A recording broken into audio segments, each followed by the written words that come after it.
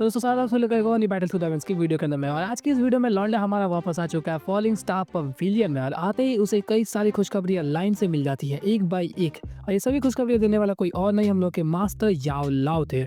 जी हाँ, इसी वीडियो के अंदर में आपको पता चल जाएगा प्यूरिफाइंग डिमोनिक लोटस के रिगार्डिंग। इसके साथ साथ कुछ ऐसी एंशिएंट क्लास जो कि कितनी ज्यादा पावरफुल हो सकती है, इस बारे में भी आपको पता चल जाएगा। और तो और मास्टर याओ लाओ एक्चुअली में याओ क्लान से बिलोंग करते हैं। फाइनली ये बात शोन को पता चल जाती है। इसके साथ साथ शोन को भी पता चलता है कि उसे इनविटेशन आया उसके ससुराल से। जी हाँ, गुरिन से उसके पास में इनविटेशन आया, किस लिए, इसके बारे में भी हम लोग इसी वीडियो में बात करेंगे। तो चलिए बिना किसी देरी के हम लोग आज की इस वीडियो को स्टार्ट करते हैं। तो जैसे कि आप सभी लोगों को पता होगा कि ड्रैगन आइलैंड के ऊपर में जो भी कांड था वो सभी कांड अब पूरी तरीके से ठंडे हो चुके हैं। मतलब शोन वापस आ चुके हैं फॉलिंग स्टार पवेलियन में।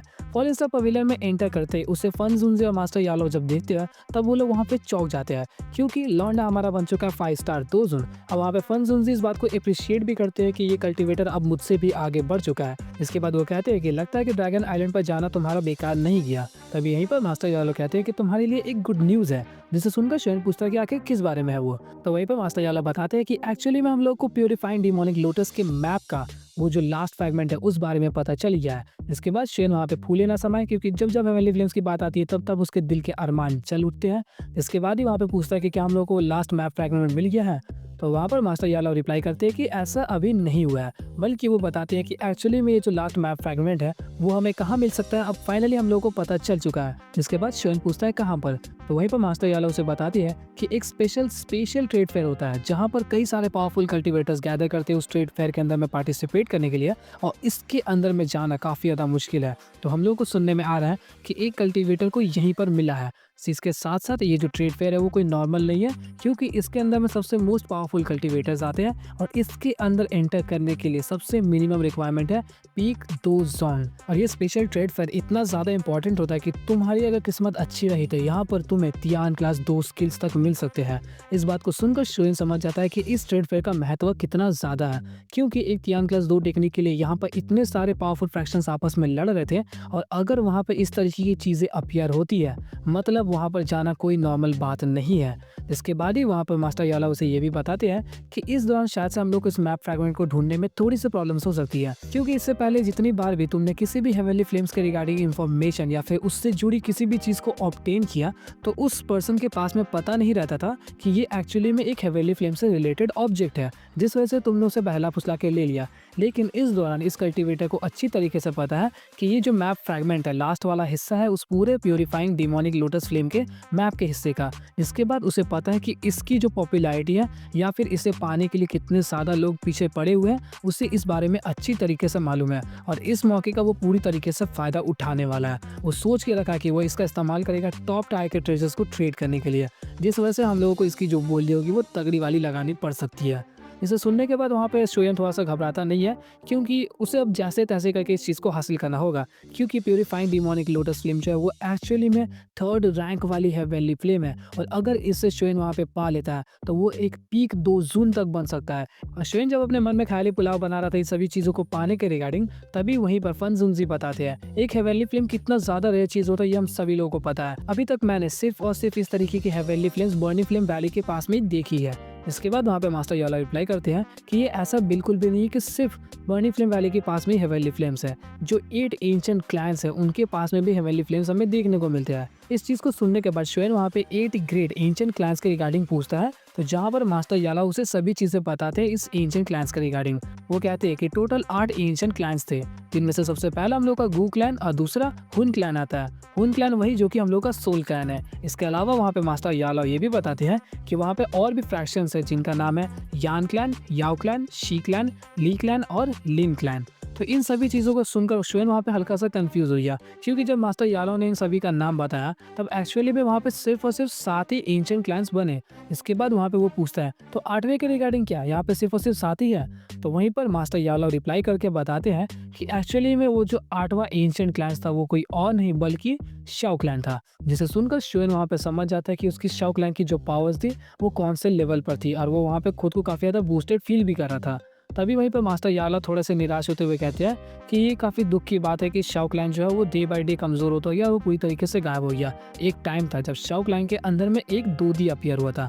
दोदी अपीयर होने के बाद उसके पूरे शाओ क्लैन के अंदर में दोदी ब्लड लाइन पोजेस करती थी। लेकिन उस लास्ट दोदी के बाद कोई भी जब दोदी नहीं बन पाया तो उसकी जो ब्लड लाइन थी वो डे बाय डे वीक होती गई, और अब तक शाओ क्लैन के अंदर में जो लास्ट मोस्ट पावरफुल एंसेस्टर था वो कोई और नहीं बल्कि शाओ शुआन था। उसने भी अपनी पूरी कोशिश की, लेकिन उसने पूरी ब्लड लाइन को वहाँ पे एग्जॉस्ट कर दिया, जिसके बाद शाओ क्लैन उस समय की भारी मार को वहाँ पे सह नहीं पाया और डे बाय डे वो इतना ज्यादा वीक हो गया कि वो पूरे एंशिएंट क्लैन से बाहर निकल गया। दोदी ब्लड लाइन वैसे भी all day by day weak होती जाती है। जब तक कोई दोदी वहाँ पे फिर से अपीयर होकर उसकी जो ब्लड लाइन है उसको फिर से रिप्लेनिश नहीं कर देती, तब तक उसके डिसेंडेंट्स दोदी ब्लड लाइन को पूरी तरीके से पोजेस नहीं कर पाते। और इसमें तुम लोगों की कोई गलती नहीं है, तुम्हारे शाओ शुआन मास्टर ने पूरा ट्राई किया बट वो फेल हो गए। इसके बाद शुआन इस दोदी ब्लड लाइन पे कुछ ज्यादा इंटरेस्ट दिखाने लगता है और वो पूछता है कि एक्चुअली में ये जो दोदी ब्लड लाइन है वो है क्या। तो वहाँ पर मास्टर याला उसे डिटेल में इस चीज के बारे में बताते हैं कि दोदी ब्लड लाइन का किसी भी कल्टीवेटर के अंदर रहना वो काफी इंपॉर्टेंट होता है, क्योंकि अगर कोई भी कल्टीवेटर इस तरीके की ब्लड लाइंस को पोजेस करता है तो उसकी पावर्स बाकी सभी कल्टीवेटर्स के मुकाबले ज्यादा तेजी से ग्रो करती है। इनफैक्ट काफी ज्यादा एडवांटेजेस भी वहाँ पे मिलते हैं। जिसे सुनकर शुएन वहाँ पे काफी ज्यादा निराश हुआ कि उसके पास में वो ब्लड लाइन नहीं थी, वरना वो शायद से और भी ज्यादा तेजी से कल्टीवेट कर पाता। इसके बाद ही मास्टर याला वहाँ पे उसे बताते हैं कि जो भी एंशिएंट दोदी ब्लड लाइन को पोजेस करता है उनकी पावर्स काफी तेजी से बढ़ती तो है, लेकिन उनके और नॉर्मल कल्टीवेटर्स के बीच में उतना ज्यादा गैप नहीं होता जब तक तुम लोग एक सेम लेवल पे हो। हाँ, बस नॉर्मल कल्टीवेटर्स का जो प्रोसीजर होता है वो थोड़ा स्लो होता है और हार्ड वर्किंग होता है, लेकिन जो इस तरीके की ब्लड लाइन को पोजेस करते हैं वो लोग थोड़ी ईजिली इस चीज को अचीव कर लेते हैं।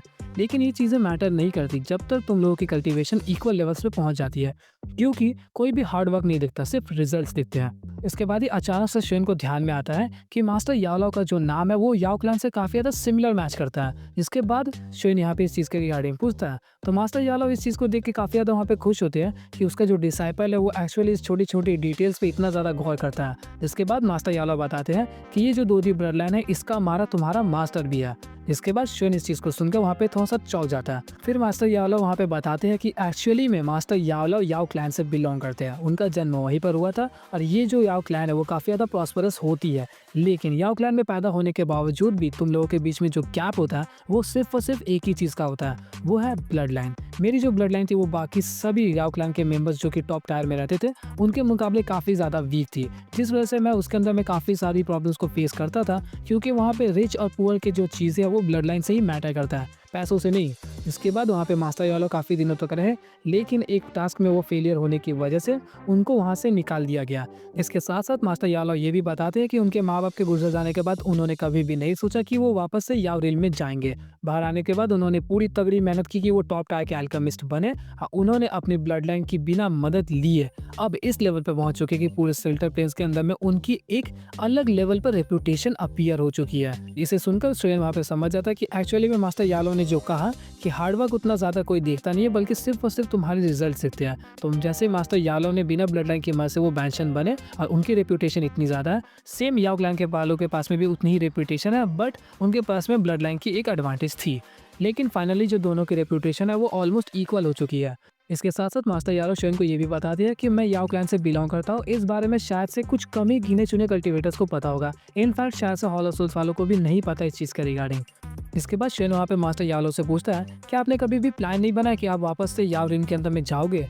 इसे सुनने के बाद वहाँ पे मास्टर याओ रिप्लाई करते हैं कि मैंने कभी भी ऐसा प्लान नहीं किया, क्योंकि याओ रिल में जाने के लिए मेरे पास कोई स्पेशल वजह नहीं है। मुझे शो नहीं करना कि मैं कितना ज़्यादा पावरफुल बन गया हूँ। मेरे माँ बाप वहाँ पर है नहीं जिससे मैं उन लोगों को मिलने जाऊँ, और ना ही किसी तरीके के रिश्तेदार, जिस वजह से मेरा कोई प्लान्स तो नहीं है। इसके साथ साथ मास्टर याओ वहाँ पर याओ क्लैन के रिगार्डिंग और भी चीज़ें बताते हैं कि वहाँ पे जितने भी सभी के सभी कल्टीवेटर्स है वो लोग ऑलमोस्ट एल्केमिस्ट होते हैं, और तो और वहाँ की जो एल्केमिस्ट टायरिंग है वो तुम्हारे मुकाबले काफ़ी ज़्यादा बेटर हो सकती है। मतलब अगर तुम अभी फिलहाल अपनी पोटेंशियल को लेकर वहाँ पे पहुँचोगे तो तुम शायद से टॉप 5 के अंदर में एंटर कर पाओ, वरना तुम्हारी पॉसिबिलिटीज उससे भी ज़्यादा कम है।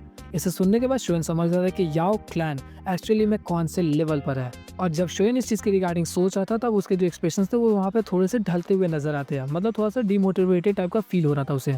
तो वहीं पर मास्टर याओ देखते हैं कि जब उसके चेहरे के एक्सप्रेशन चेंज हो रहे हैं तो वो वहाँ पर बात को घुमा के कहते हैं कि फिलहाल इन सभी चीज़ों पर ध्यान देने की उतनी ज़रूरत नहीं है, सिर्फ हम लोग ध्यान देते हैं हेवेनली फ्लेम के ऊपर में। वो बताते हैं कि एंशिएंट क्लैंस के अंदर में सिर्फ 2 ही क्लैंस है जो कि सबसे ज़्यादा हेवेनली फ्लेम्स को पोजेस करती है, जिनमें से पहला है यान क्लैन। जिसके पास में टोटल 4 हेवनली फ्लेम्स हैं और उनमें से जो 2 हेवनली फ्लेम्स हैं वो हम लोगों को टॉप 10 रैंकिंग के अंदर की देखने को मिलती है। इसके साथ-साथ वहाँ पे याओ क्लैन के पास में भी 2 तरीके के हेवनली फ्लेम्स हैं।